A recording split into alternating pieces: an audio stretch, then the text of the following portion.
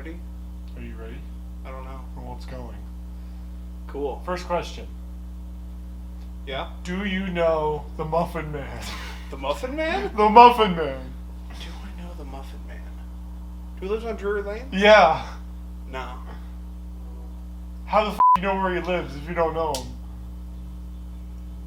What's going on, guys? My name's Derek. I like cars, and today we're just going to chill. We're having a little sit down. We're going to discuss why we're doing this, basically, and why I think you guys should care about this, because I care about it a lot. So, with this being pretty damn close to a year since this car died, we're going to tell you the story about this car and my relationship with it. As with most stories that don't piss off my mom, we'll start from the beginning instead of somewhere in the middle. So, when I was a sophomore in high school, my first car was a 1986 Volvo 240 station wagon.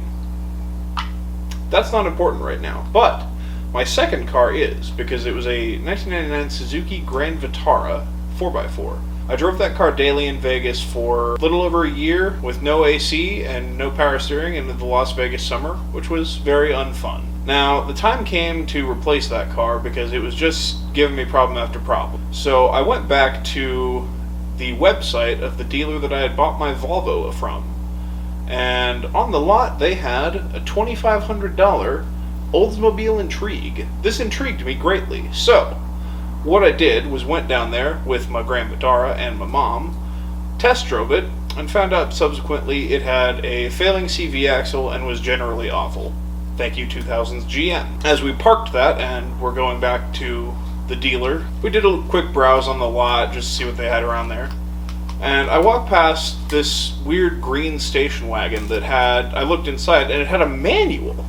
I was like, yo, I've only ever owned automatics my whole life in all two cars. But this one's a manual, that's cool. And it's a station wagon, which I really love because of my Volvo. So I walked around the car and I saw, oh, it's a Subaru. Those are like rally cars. I could probably make this a rally car. That'd be sick. I had been into the Blaba and Hawkeye STIs as a child, as most of us probably were, thanks to movies and Gran Turismo and stuff like that. And I figured this was basically the same thing. It's not. But after the 2008 STI came out and it looked terrible, I became a Mitsubishi fan and then stopped caring about Subaru altogether for the next 5 or more years. But then I saw this car, and I thought there might be something to it. So, took it for a test drive, barely knowing how to drive manual, and I liked it. I liked it a lot. It was very nice. It had air conditioning, 160,000 miles, and totally bone stock, grandma owned, probably been smoked in, but it was nice. So, I stretched my budget a bit. My mom paid for it, and I paid back over time, obviously. Ended up going home the next day with the car, and that's how I came to be in the ownership of Scoob. Now, I was just about to start summer school to get ahead for the next year because I didn't want to take some political class I don't remember. So that was a fun time learning how to drive manual by myself for that first full week of just driving it to summer school, because it was basically my only way to get around, so I had to figure it out. And I did. Now, one of the agreements that I had in place with my mom for her fronting me the money for this car was that I was not allowed to modify it until I had paid it off. So what I did was modify it. Started off simple with just stuff that I could afford, which was not much. I got it tinted because that's basically a requirement in Vegas, and that was something she was probably going to be okay with anyway. And that happened in, I think, November, maybe December of 2014. And then it was all downhill from there, really. As all stupid high school students do, I hacksawed the muffler off and used the excuse that it had rusted off. That came to bit me in the ass later. And then eventually it got wheels. I found a really great deal on some 08-10 WRX wheels for $50 in really good shape. So I got those, got some tires, threw them on there, and the car was starting to kind of come together. It was the beginning stages of what the kids these days would call a build. You know, I was content with it for a while. It was a nice little car. In roughly October of 2014, I managed to get involved with the local Subaru group in Las Vegas called Flat 4. This is a very fun group of individuals that I was very happy to be a part of. My first meet ever was going to our local mountain in Vegas and just doing a drive. Me being the odd one out in an NA Subaru Outback versus a bunch of WRXs and STIs, but I had a good time anyway. The group did weekly meets on Fridays at an In-N-Out down near the Strip, and there was a meet that had been coming up that the guys on the cruise had told me about, which was they were going to do a drive around the entire 215 outer loop, which, if you're not familiar, it's a big loop. But that seemed like a good time and a good place to meet some Subaru people, which I was into back then. Showed up to the In-N-Out, and I couldn't have even imagined it. It was 80 Subarus deep. Getting out onto the road was an ordeal in itself, but it was a good time. Did a nice little cruise. Actually picked up a couple of cars along the way that just decided to join us. And that was when I got my Flat 4 sticker. That was my introduction. Subaru was crack. Now, we'll go ahead and cut to a couple of years later. We're now in early 2016. I had graduated high school the year before and done a semester at University of Nevada, Reno. Made some friends and helped with the Subaru club up there. And I decided to drive back up there to hang out with some friends before I started a new job. So what had happened was I got my oil changed at the Pet Boys that I was about to start working at, and did a bunch of work to the car the morning before. I had swapped to a facelift front bumper and a couple other things that were just last minute. I'll throw it on while I can. Set off on my road trip, drove to Reno. Didn't tell my mom I was doing this, by the way. This was just me being stupid. Made it to Reno. It's an 8-hour drive from Vegas. Got up there, met up with friends, was going to go on a little canyon run, Route 341 from Reno to Virginia City.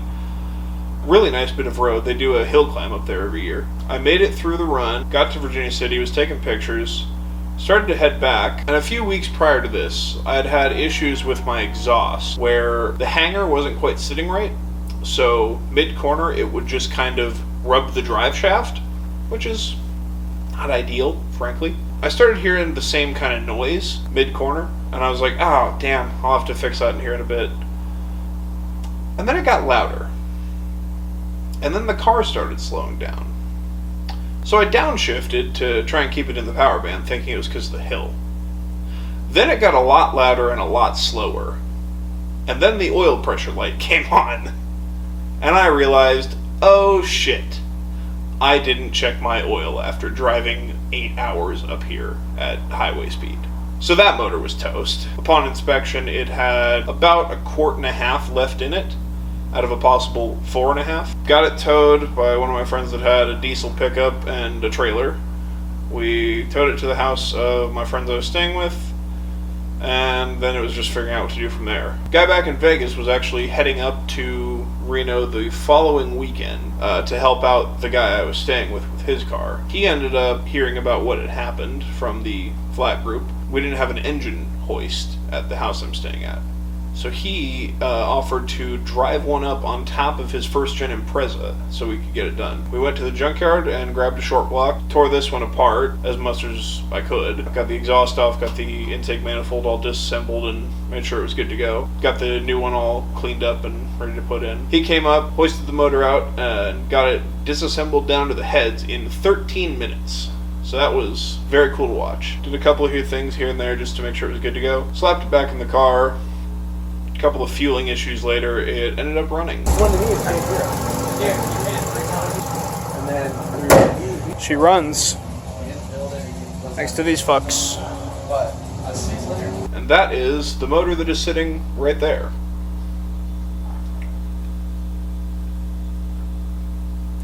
As you can see, it's not back in the car, but we'll get to that later, because that's what happened last year that you may have heard about on social media. I made it home on that trip, including the replacement of the motor, for $300, which is still probably the greatest fiscal feat of my entire life. So car drives for a few more years, and obviously extra mods and life happens.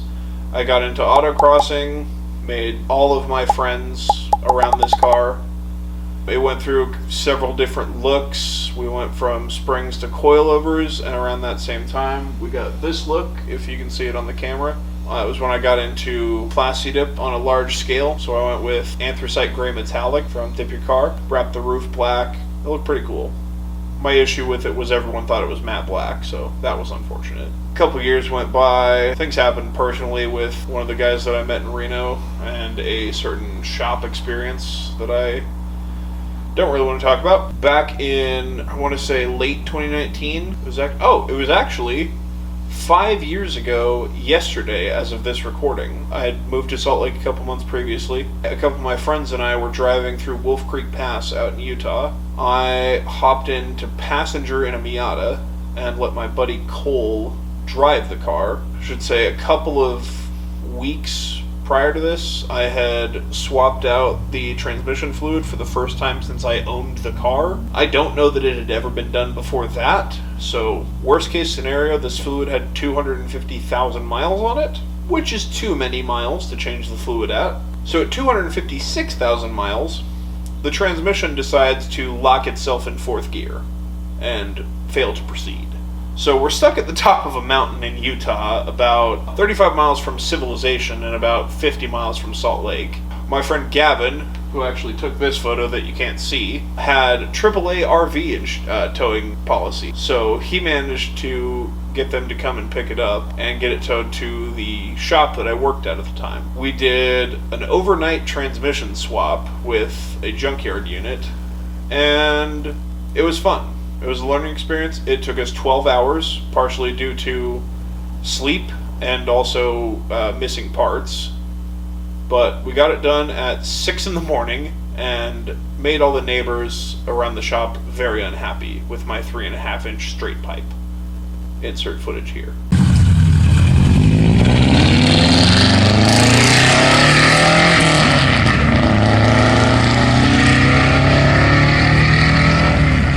When 2020 came around, it was generally just not a great time for everyone in the world. So I went ahead and made the decision to get rid of the gray, seeing as it was kind of a dull and uninspiring color. I wanted to go with something that would make people a little happier when they saw it. So based on the shirt and the poster, thanks BMAC, and this piece right here, one of the pieces left of the dip, I did another Plasti Dip run with sulfur yellow metallic, also from Dip Your Car. And I love the color. People still know this thing as the banana car just because of that. I got stickers, I've got everything. Like, that's kind of what defines this car at this point, which probably going away from for the comeback, but everyone can deal with it. Now, we come to June, I believe, of 2023. I start to have some issues with said junkyard transmission, which, fair enough, it gave me 3 years. I have no idea how many miles were on it when I got it, so it was only a matter of time, I'm sure. Fourth gear on the old transmission got stuck. On this one, fourth gear was starting to pop out, which is equally not ideal. We went ahead and dropped the transmission and found out that the clutch fork was bad, not the throwout bearing, which is also fairly common on really old Subarus, and even some less old ones. And also got a junkyard transmission yet again, because why not? They're $150. If it's bad, take it back. Got that one swapped back in a weekend of just ridiculous hustle to get it ready for Shark Fest of 2023. We get to the night before, we swap it all back into the car, it's all buttoned back up and running. I go to test drive it, and the center diff slips. So that pretty much killed all hope of the car making it to Shark Fest, and really, really royally pissed me off. I don't get angry often. That might be the angriest I've ever been. I don't, Hayden, were you there for that? Mm-hmm. Can you attest to that? Mm-hmm. Yeah, I was not in a good place at that moment. Yeah, I pretty much threw in the towel. There was really nothing I was going to be able to do, so I called it a day. Luckily, the guys from Paradigm Automotive, shout out to all of them, specifically Alan and Randy, they actually came over and trailered the car out to Emmett for Shark Fest for me, so that was really wonderful of them. So the car was at the show, but it was not in real good driving order. So Paradigm trailered it back to my house after the show was over, and then the fun process of figuring out what to do next. Now, I'd been posting about all this on social media. People knew the frustrations that were going on, and they sympathized with me, and I appreciated all that. But the most impactful was my friend John out in the Seattle area. Now, he is a fellow green V8 Outback enthusiast. His is WRX EJ205 swapped. That's a really rad car. I had met him in 2021, I believe, when I drove out there in this car for Wagon Fest, and he let me drive it. Just first time I met him, so John's a great fucking guy. He had seen all the stuff that was going on with the transmission on Instagram. He reached out to me and said, "Hey man, I've got my old transmission. It's sitting here doing nothing. Do you want it?" I said, "Yeah, that'd be sick. I don't know how I'm gonna get it, but yeah, if I could, that'd be awesome." "Oh, no worries. I'll drive it out to you and help you put it in." "Yo, what?" "Yeah, man, if you want, okay, let's do it." Not thinking anything would come of it. Sure enough, bro drives out from Seattle in his unair-conditioned turbo-swap Outback that has charging issues the entire time, just to bring me a transmission and then spend a weekend getting the old one out and swapping that one back in. So, the biggest props in the world to John for that. Great guy. I'll put his Instagram here. So, moment of truth comes. We got the car put back together again. Now, we had deduced that possibly the car I pulled the initial trans from had a different final drive to this car. So, my first process was getting the matching rear diff and putting that in. That hadn't fixed the issue. We pull that diff back out since John's transmission is the same 390 that this car is originally. So it's got a 390 trans. We take the 411 diff out and go to put the 390 stock diff back in. And we're having just the worst time getting the axles to seat. And this is probably 6 hours before he has to leave. So we finally get it back together, take it for a test drive, and it's doing the exact same thing that the junkyard transmission had done. And I lose it again, because I don't know what to do at this point. My buddy Duncan's also there at the time, and he goes in and jacks the car up and says, "Oh hey, the axle popped back out." Like, oh shit, okay, that's cool. Pops it back in, gets it set much better than it was the first time, and I don't even want to look at the car at this point, so I have John just hop in and take it for a lap, and he comes back and says, "Yeah, it feels fine." Hop in it, take it for a test drive. Awesome, we're good to go. This is the best.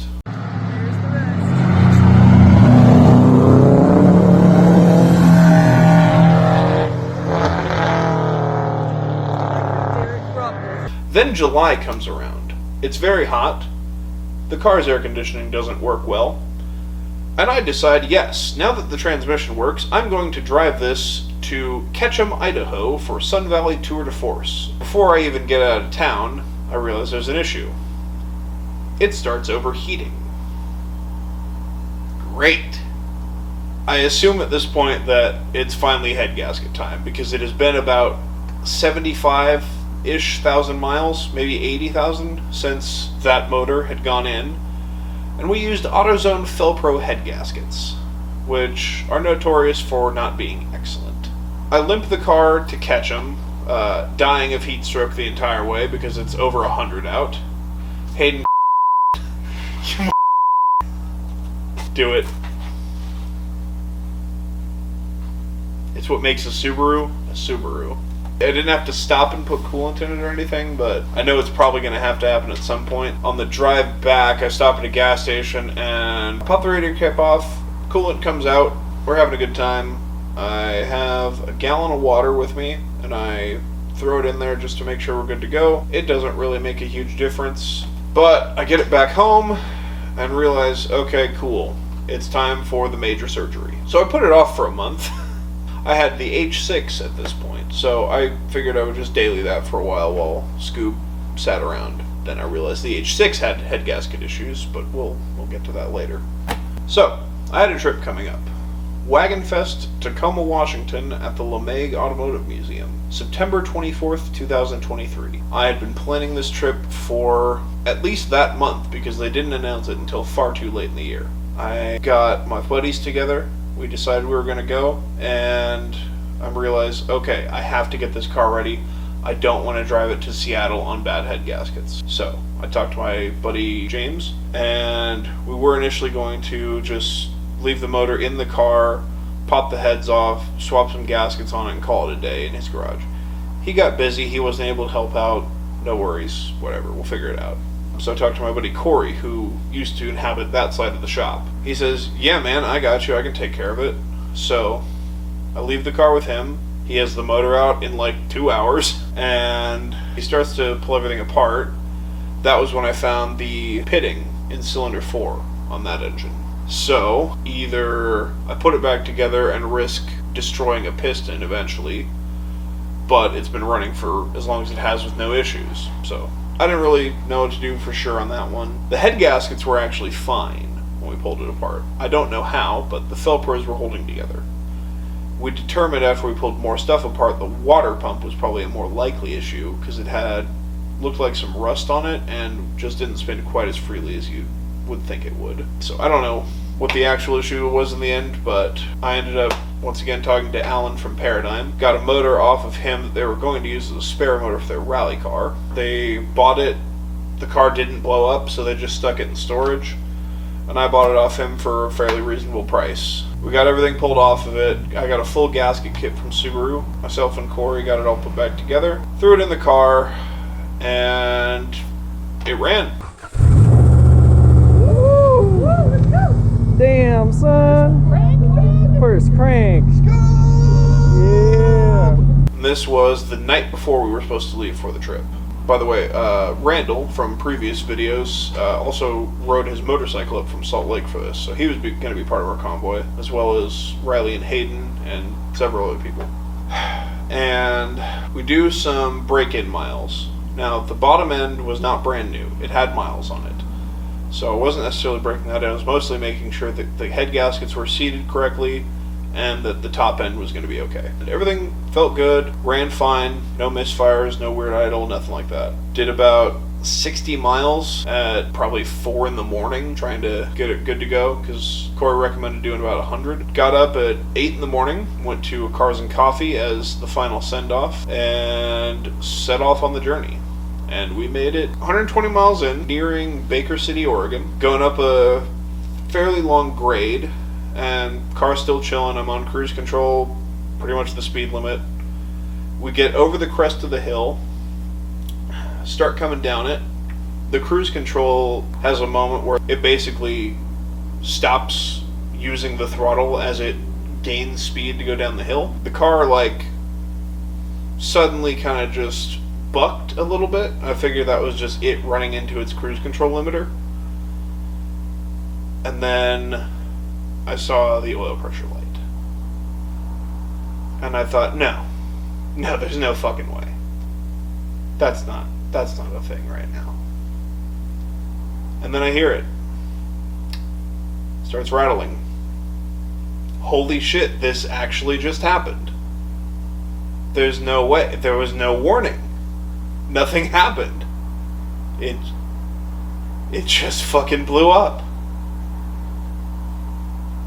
So we're on the side of the highway, blown up, 5 miles from Baker City, 120 miles from home. I have no idea what the fuck I'm gonna do. All my friends are here. They're ready to go on a trip. We have footage of all this. Hayden, what do you like about Subaru? Nothing. Jacob, what do you like about Subaru? Nothing. Justin, what do you like about Subaru? Riley, what do you like about Subaru? Absolutely nothing. Sierra, what do you like about Subaru? Nothing. Randall, what do you like about Subaru? It's yellow. It fucking blew up! And, yeah, that was it. I didn't... At that point, I was more done with this car than I've ever been in my life. And I did a very regrettable thing at that point. Since it had already blown up, I ended up just revving the piss out of it to blow it up more.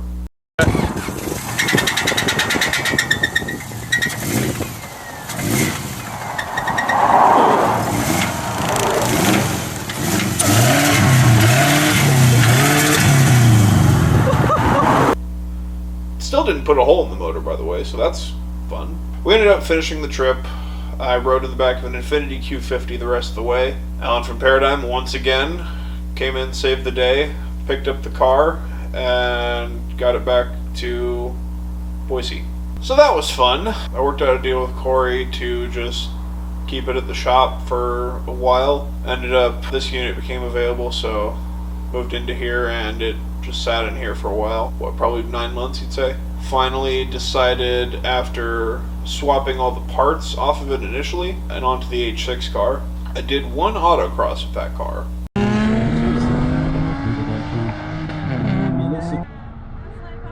Derek Sanders, Copper Tone 76. And that was enough to tell me that that car would never be a replacement for this one. I've owned this car for 10 and a bit years now. I'm a sentimental bastard, but in all 13 of the vehicles that I've owned in total, including this one, I've never formed more of an emotional connection with a vehicle. There is just something about this car that I cannot give up. Whether that's the memories that I've made with all my friends along the way, or the skills that I've learned or at least observed learning, or just, I don't know, I really just like how it drives. It's a Subaru Outback, but it's really fun. Most of the people that drove it at its peak can attest to that. It does things that it really shouldn't be able to do, and I'm a fan of that. So, that's why this car is important to me. It's, you know, most people say that when you modify a car, that's an extension of yourself. I think this is the ultimate form of that for me. And for that reason, I didn't want to see it go. So, that's why we're rebuilding it. And it's going to be a bitch of a time to do. We've got a lot of work ahead of us. And that's probably me overcomplicating it, but I want to do it right the first time. I don't want to do a little bit just to get it going and then have to have it down again for a bunch more stuff. I'm sure that's probably better for YouTube content, but I want to drive this car again. And it's probably going to be at least a year before it's even remotely close to drivable, but I don't know. We'll see. Very financially limited, so that's fun. There's things in the works, debating on where to go with it, really, how in-depth we're going, whether it's just a fix or if it's extreme modifications. We'll see. Right. Howdy from Canada. Most memorable memory of Scoob was last year I went down to Idaho for a work trip and had the pleasure of riding along one of those tollgate runs Derek and his buddies were doing.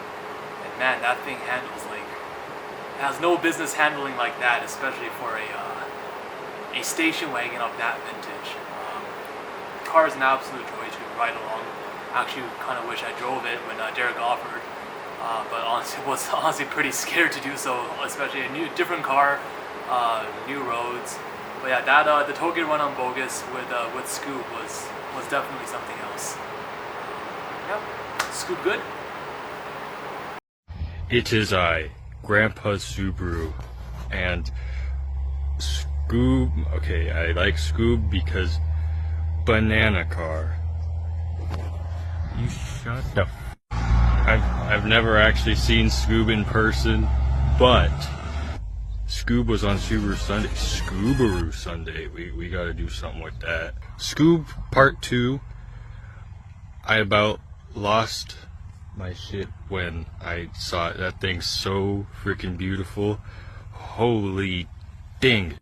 So I'm waiting. I am waiting for some videos of you doing stupid crap with Scoob 2 because I need those for Subaru Sunday. I'm waiting. Dingus. Dingus. My favorite memory of Scoob is probably gonna have to be the night that I was just out getting some late night Los Betos. It was probably 2 a.m. I pulled up to the drive-through window to pay the man, and there I see a Send Scoob sticker. And this was prior to meeting Derek and Scoob. And so that was really cool seeing that sticker around town. And ever since then, I've loved the shit out of that car. and always will. Just like the time I got to ride in it up at Bogus the very first time, and Derek scared the absolute shit out of me in it. I really enjoyed it. I'm super excited for where it's going to be at. I gotta say, my favorite memory of Scoob was when me and Derek were coming back from a photo shoot that we were doing with his STI and Scoob. We were cooking all the way home. It was raining, so the road was just stupid slippery.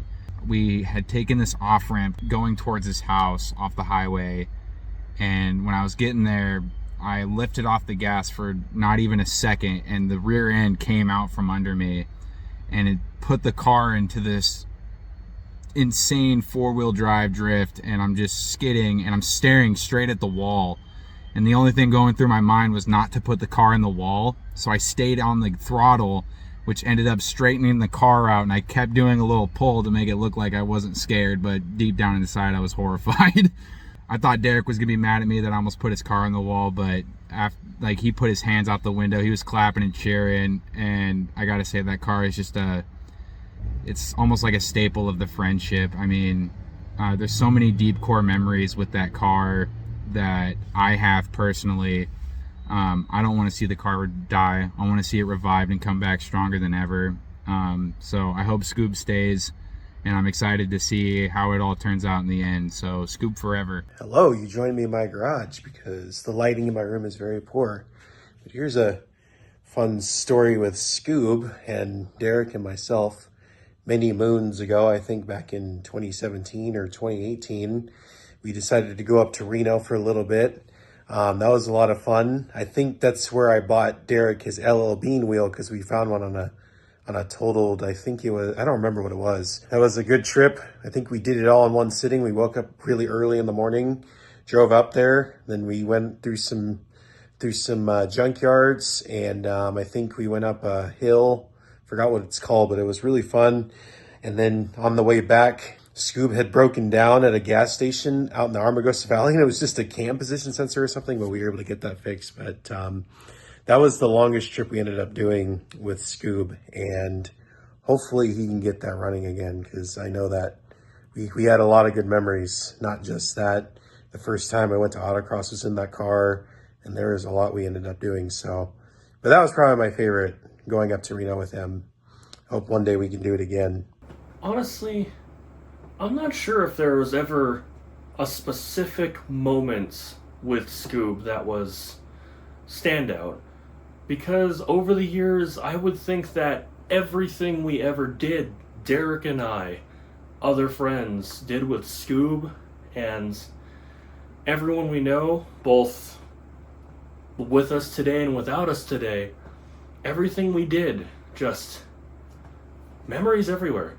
From Autocross to all the flat four meets to off-roading with Scoob. There were a lot of times where we just did whatever the hell we wanted to do, and I don't think any of those moments are ever replaceable, and I can't just pick one.